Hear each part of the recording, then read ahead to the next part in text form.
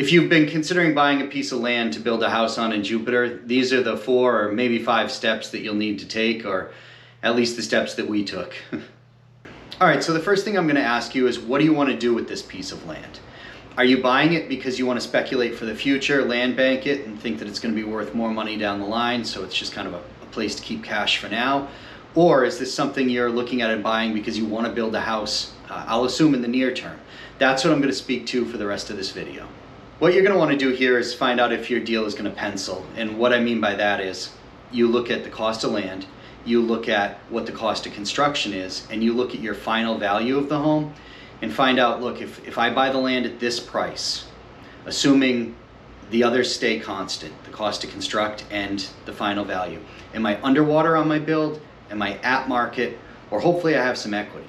There's 2 reasons you want to know those numbers. One, you may just not want to do the deal if none of it pencils out. And the other is, if you're looking to get construction financing, the bank is going to ask you all these same questions, so you might as well do the math up front. All right, so you've decided that the deal pencils. You've gone ahead and made an offer to the seller that they've accepted. You're now under contract and in your due diligence period. Now you go ahead and you have to do your inspections. What I'm going to outline here are the inspections that we did. You may want to do fewer inspections, you may want to do more inspections, but these are the ones that we did, and I think it's a fairly good roadmap. First up is your survey. It's going to show you where your boundary lines are. It's also going to show you if there are any encroachments onto your property, a neighbor's shed, a fence, anything like that.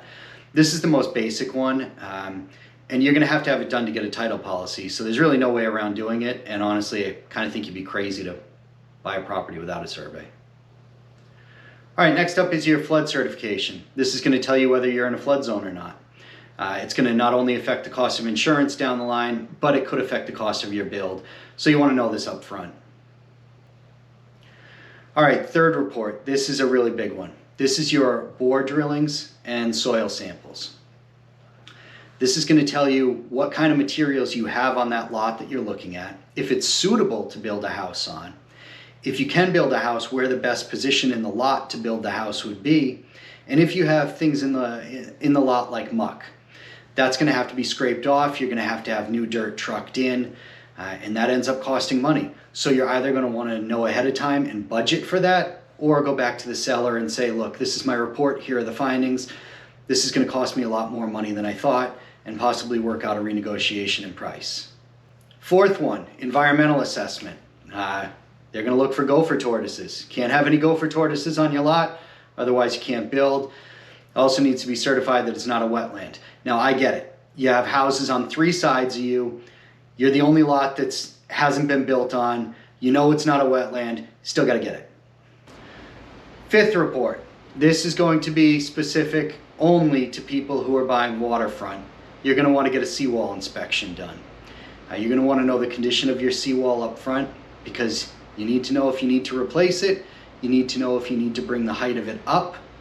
There's a lot of things that go into it. So again, you might as well know up front if you're going to need to do this down the line. All right, that's all I got for you. If you're considering buying a piece of land, please feel free to call, text, or email me. Happy to talk to you about it.